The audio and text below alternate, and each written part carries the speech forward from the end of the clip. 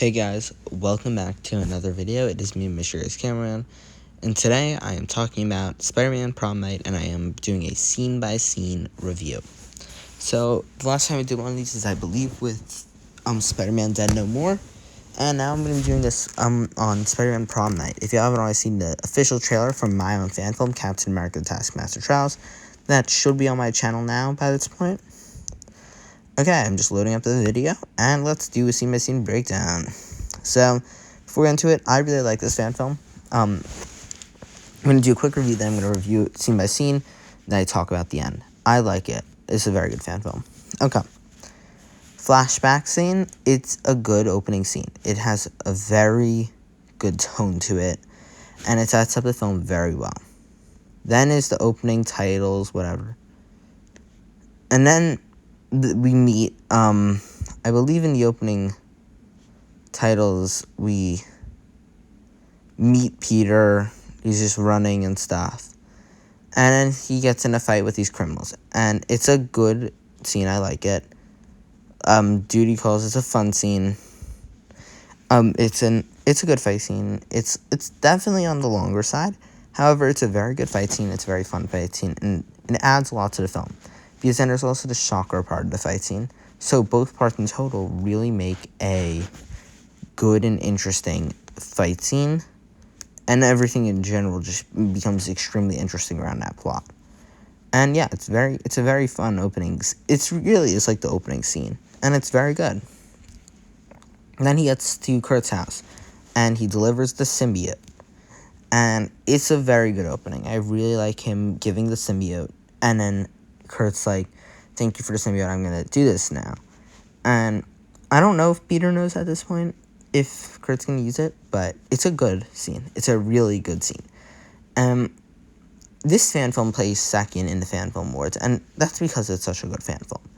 It really is amazing, and this scene kind of just shows you why. Then we have a scene at Midtown High, where we meet MJ for the first time, and MJ and Peter talk. And this is just a fun scene. Like, it's a really fun scene, and it doesn't add too much. Like, it's like a scene you don't remember looking back on it. However, it's a very good scene watching it. And it's those little scenes that are just so good sprinkled throughout the film that make it so much better. Okay, so then they have that talk at home, and it's a bit annoying.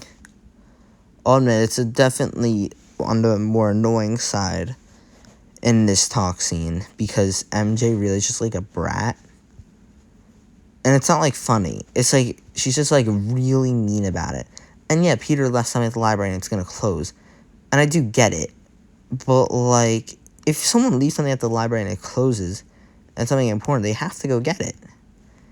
And I feel like she just randomly screaming at the television is very off character. Especially from what we see later. But it's just a weird thing. Then we have a scene specifically titled Grand Theft Auto. It's actually a really good fight scene. Normally I do not praise too many fight scenes in fan films unless it's a choreography style fan film. But this is definitely the best fight scene in the film. The car's, I think, actually moving, or gives the illusion that it is. And they have a fight scene on top of a car. It's very fun to watch, and it's very different. Like, it's very different than anything you can see in a fan film, because no one has a fight scene on top of a car, and I think while moving. Or at least it looks like it's moving. And then he rips the guy out of the car. So, like, it's definitely a fun one. It's definitely a good fight scene. Then the symbiote speaks to Kurt. It's a good scene. The horror elements in this film. Because, again, a lot of these studios do, like, horror a lot, and they try to add those horror elements in it. They're very weird. I feel like it feels very I think the horror elements in this film work towards the end. And I'll get to that when I get to those scenes. But right now, I do not think the horror elements work. I think you don't get it until the end. It's like, oh, then it works. But watching it, it feels very misplaced in this film. Once you get to the end, then it doesn't. But right now, it feels very misplaced. Then there's a scene at Midtown High where they're pissed at each other. And he decides to go to prom. And I like it. I think it's a very good scene. It's a very it's those small scenes that do help a lot, and I think it's a very helpful scene. Next, we have the transformation scene, and this is when the film kicks into motion. This is when the horror elements do kick in, and I like it. I really like Connors in this. And from the last time watching it, I remember really liking MJ, and I don't remember liking Connors so much. I remember kind of, again, I could definitely be wrong, because I haven't seen this film in months, but from what I remember, Connors was not my favorite villain. And I feel like he, on my second rewatch, well, this is actually my third time watching this fan film, it's very different. Like, the first few times, I was kind of, like, being very judgmental, and I was like, okay, it's a good villain, but it's nothing crazy. But rewatching it, it's a very powerful villain, especially when you know where it's going. Like, it's a very powerful villain. And I also kind of forgot some of it. Like, it's a very powerful transformation and stuff, yeah. Then Peter tries on his prom suit. This is the one scene I'd say could really be completely cut. It's so unnecessary. Like, there are like, I understand how you need unnecessary scenes to help service the plot. And I completely agree with something like that. However, this feels unreasonably unnecessary. Like, this is the one scene I'm a bit picky on. I do not feel like this scene was necessary. Then Peter talks to Billy Connors. I really like this scene. I think this is definitely, it feels like they dragged it out a bit much. However, it is that Spider-Man part of it. I think a lot of Spider-Man fan films, I'm going to admit, including my own, missed that part. They missed the part where you kind of have to have the Peter Parker friendly neighborhood. And it definitely does that with this stuff. And the kid does, he's in the best actor. And he's probably, like, 4 or something. So, like, it's fine. Like, I'm not going to be like, oh, my God, this 4-year-old's doing such a bad job. But it becomes kind of annoying towards the end. But at the beginning, it's fine. And then it kind of just drags on and on and on. And it becomes annoying towards the end, but I still do like it. Next, the lizard feeds. That's the name of the scene. Oh, this is the scene I want to talk about. So, the crook, the dude in the hood, that is actually Kraven the Hunter. I did not notice that until rewatch it. Like, that's Kraven the Hunter. So I looked it up on his channel, and that is the guy who's playing Kraven the Hunter. So I am actually very excited for Last Hunt now because of this one scene. He does a good job in it, and I do like, I think this is another scene. I feel like this film really drags out stuff. Sometimes too much. Like, I do not think we needed to hear them talk and curse for, like, a minute before, or 2 minutes or something. Yeah, they're literally talking for, like, 2 minutes before the lizard actually shows up and starts fighting. So I feel like that was a bit unnecessary. I don't think it needed to be, like, 2 minutes of them talking about Daredevil. Because I don't think even Daredevil shows up in the next one. No, that's Moon Knight. Okay, it's then Lizard v Spider-Man for the first time. And again, this really big fight. And it's actually good. It's a decent fight scene. I do like how Peter doesn't know about the lizard. But it's still a good scene. Like, I do like how Peter does know. Midtown High Part 3. It's a short scene. So I'm not going to talk about it because I actually don't remember. Oh, this is the part where they talk about the lizard and stuff. Okay. Then we have Peter checking on Kurt. It's a long scene. I like it. I actually really like this scene. In my opinion, it adds a lot. And what I mean by that is Peter checking on Kurt. I think the horror elements do work sometimes. And I think in this scene, it's a bit overdone. Like, I think they really want to do horror elements, but they really want to rub it in your face that they're doing horror elements. And I feel like the subtle ones work. But I don't think a whole scene where he's, like, having these weird visions of the hand, I think it works. Like, it works. But it feels very off that they're doing the horror elements. And I think the horror elements are going to work way better with Kraven. However, with the lizard, I think it doesn't work. Especially with how the acting of the lizard changes so drastically. And even though he was injected with the serum and stuff, you can feel how drastic it is, and it works because this fan film is still very good. However, it feels weird. Now we have Billy and Kurt talk, and I do like it. I think this is the part of the film where I do think Billy does work. And I think that part earlier was to set this up. I think Billy is a bit too big of a character in this, though. He could have literally just been in, like, this scene and the scene before. He didn't have to have his own fight scene. I think his own fight scene was obnoxious. And I don't even know if he's alive. I think Billy dies. I think the lizard kills Billy. I think that's what's implied. Unless he is alive, I'm not sure. I think it's implied that Billy is murdered by the lizard. And in which case, then I'm happy that he has a fight scene before he's murdered. But if he isn't dead, then it's stupid. But I do like them talking. I think it's a good talking scene, and I do like seeing the lizard's pain. Because you do know what the lizard, he's going to try to kill himself, and I think it works well. Then maybe I was wrong. I do really like this scene. MJ is very good in this. I don't know why they recast MJ. I don't think they're ever going to reveal why they recast MJ. However, I really enjoy MJ in this. She's probably my favorite character in this film, and then Peter. Because I do really like Peter. However, I think MJ's written very well. Like, she's written outstandingly well. So, and I think she has a great job acting the character. So I'm a bit confused why they recast her. And I don't know why. I think we're going to figure it out at some point. There's definitely going to be a point where we're going to figure out, like, yeah, I think they're going to figure it out. But I really want to figure out why they were like, whatever, let's just have Mary Jane just leave and recast. If she wanted to leave the project, then I get it. But, like, if they were like, how about we recast her for her, like, performance or something, that, in my opinion, is a bad decision. Moving on to the Billy and Kurt talk continuing, I like this part way more. I think this is when the talk scene really shines. And then the music goes up, and then it's probably one of my favorite scenes in the film, the prom night scene. The music really helps this, and it has a really good editing. And it's like corny how like the screens go into the screens with the white background. However, this film is like a campy Spider-Man film.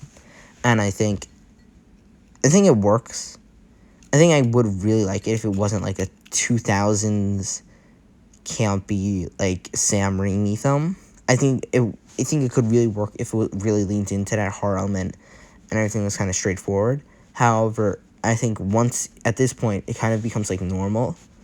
So the screen into the screen, the music playing, great music choice, and it works. It definitely works. And I think this is where the 90s element, the 2000s element, it's like, before it kind of is like annoying, like why? But at this point you kind of just accept it. Like it's done very well, and you can tell that the director really wanted to do a 90s element. Next we have the lizard versus Billy. We're giving a 4-year-old a fight scene against a literal dinosaur. Yeah, we know how this turned out. I think Billy literally is eaten by his father. I did not notice that until this part. Next we have the awkward car scene, and it's even more awkward the fact that the music is literally cut. I'm not joking. Like, the entire dialogue of the fight scene, of the talk scene, I mean, like, the music just immediately cuts off. The sound immediately cuts off because I think they got copyright struck, so they had to remove it. So we don't actually hear the scene. It's really weird. So then Billy is captured. Oh no. And then Peter gets the call. And the one thing I don't get in the scene is why Peter doesn't, like, just say, I'm going to the bathroom. Like, there's no way he was gone for more than, like, 15, 20 minutes. Because, like, it takes place right near the school. Why didn't he just go to the bathroom and say he got, like, a stomach ache? Like, why did he just run away? Like, get an excuse, at least. Then it's the final battle. Very strong final battle. I really like it. I think it lingers a bit too long because it's very repetitive. And it's not, like, moving anywhere. It's also very dark. It's a very dark final battle. And even though it's very repetitive and it's very dark, and you might think it's, like, good, the thing is that it's very dark. You can't see much, so everything kind of becomes the same, and there's no changing of area. So just I think it could have ended a bit sooner, and then he gets hit by a car. Next, we have one of the most puzzling scenes in the film. I really like the acting in this scene of Midtown High Part 4 when they talk and stuff, and MJ breaks up with Peter. The one question I have, this is the one thing I question. He shows up literally with like so much blood on him. Who morally is not going to ask, "Are you okay?" Like, is she not going to be like, "Oh, you had to go? Why are you covered in blood?"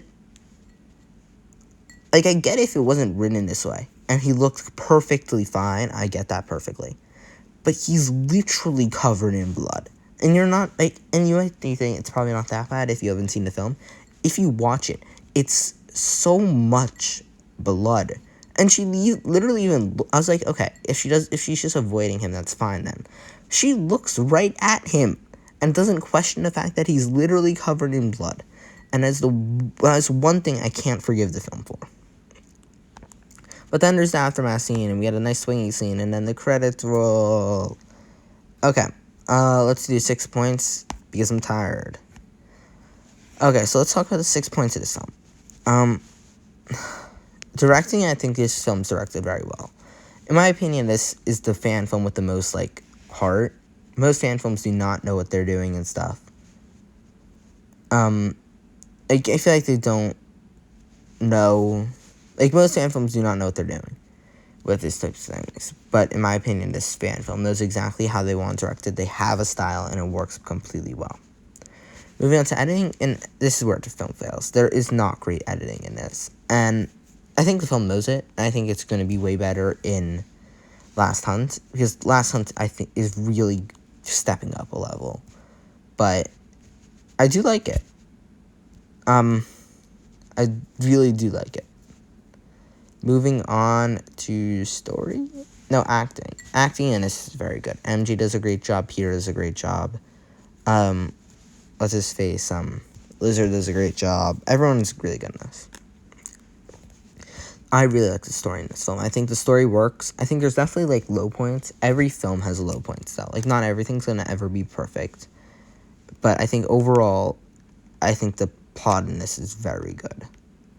Choreography, I do like the fight scenes. I think the fight scenes is where the film lacks, actually. I think it's a very well scripted, and I think the fight scenes, the punches don't always hit, and I think it becomes very apparent. And I do like the inventiveness of the fight scenes. Like, every fight scene does feel original, but it's weird how many fight scenes are first at night, and second, why it's like that. I just don't get that. Finally, music. The music in this is outstanding. Period. The music in this is great. Besides that, I really like this fan film. In my opinion, this is definitely one of the best fan films of all time. I really enjoy it, and I know a lot of people who are gonna make like these high budget fan films like Impulse, Dead No More, Lotus even.